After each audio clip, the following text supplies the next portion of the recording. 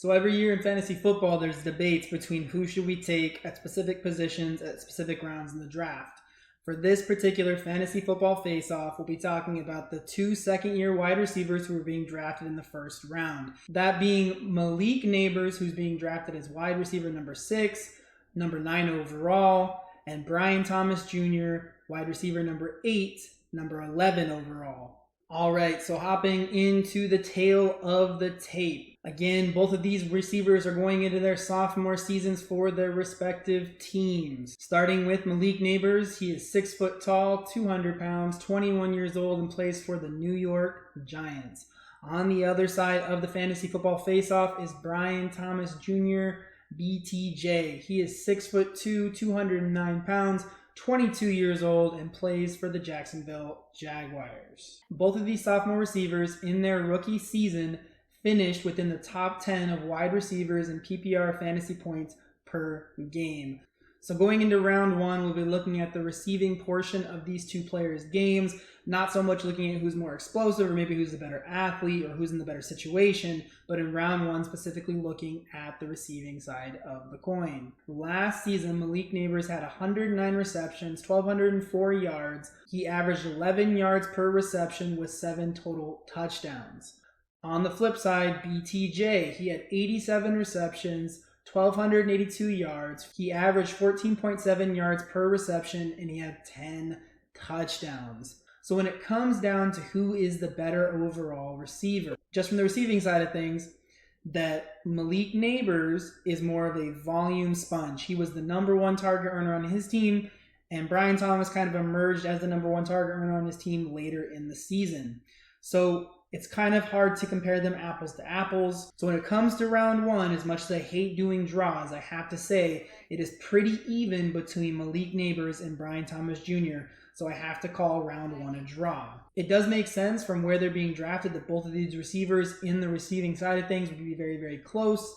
So again, the round does have to end in a draw. Going into round number 2 for the deep dive into what I consider to be the very important analytics for wide receivers and projecting who will have the better season in 2025. Starting off again with Malik Nabers, his separation score was 2.8. He had an expected yards after catch of 3.8, a 91 open score, which was the number 1 in the NFL last season, and he averaged 2.03 yards per route run.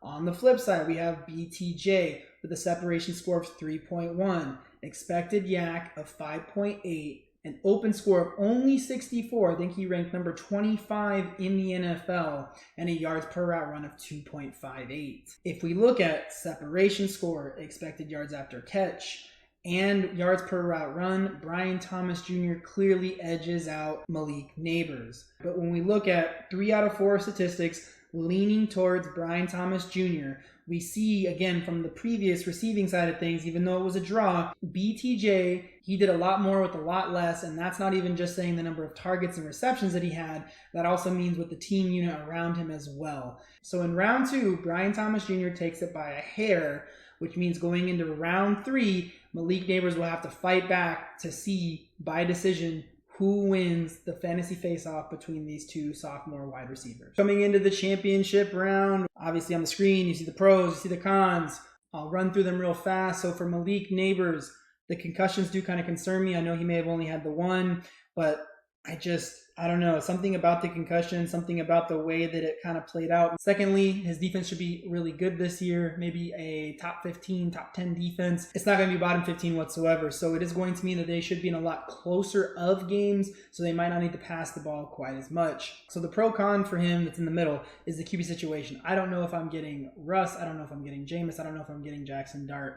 I don't know what kind of QB play I'm going to get. There's a potential I get Russ, who's horrible. There's a potential I get Jameis, who loves to throw the ball around, throws interceptions. I'm not going to have him on my team, but if I have Malik, great opportunity. And then if we have Jackson Dart, we just don't really know what we're going to get in the NFL. Another positive for him, though, just by itself, is he's really the only target earner on this team as far as catching the ball is concerned. Wan'Dale Robinson is on this team as a very soft wide receiver 2, probably really a wide receiver 3, so there's really no target competition. Another positive for him is, again, the run game should be pretty good this year with Tyrone Tracy, Cam Scatteroo. It does mean that they should not be able to drop a bunch of people in coverage. They should have to stack more boxes, face a few more blitzes. Hopefully, if the QB situation holds up, that'll lead to more receptions, more yardage, and more touchdowns for Malik Nabers in 2025. On the flip side for BTJ, there is a lack of a run game there for the Jaguars. I do know with the new coaching staff, this might improve slightly, but I still do not absolutely love the running back situation or the running back by committee, whatever you want to call it, Jacksonville has going on. Another problem for him is Travis Hunter was added. I don't know how much of a focus they're going to put on Travis Hunter on the receiving game. I really hope that they're not going to feature him, because if they do, it could take away some of the targets from Brian Thomas Jr. Funny enough, we have the same pro-con. It's the QB situation. I don't know what Trevor Lawrence I'm going to get. I don't know if it's the Trevor Lawrence winning a playoff game year or if it's going to be Trevor Lawrence of last year where he just is not performing up to his ceiling or his standards. Positive things for BTJ is the new head coach, new play caller.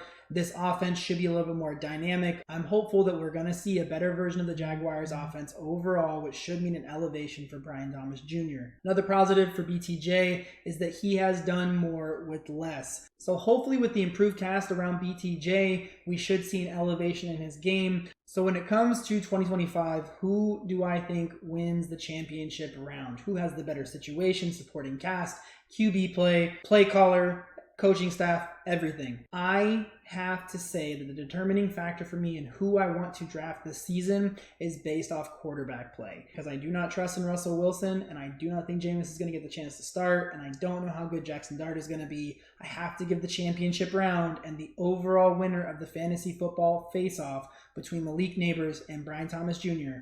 to Brian Thomas Jr. Given the choice between Brian Thomas Jr. and Malik Nabers in your fantasy football draft, you should undoubtedly be drafting Brian Thomas Jr. ahead of Malik Nabers.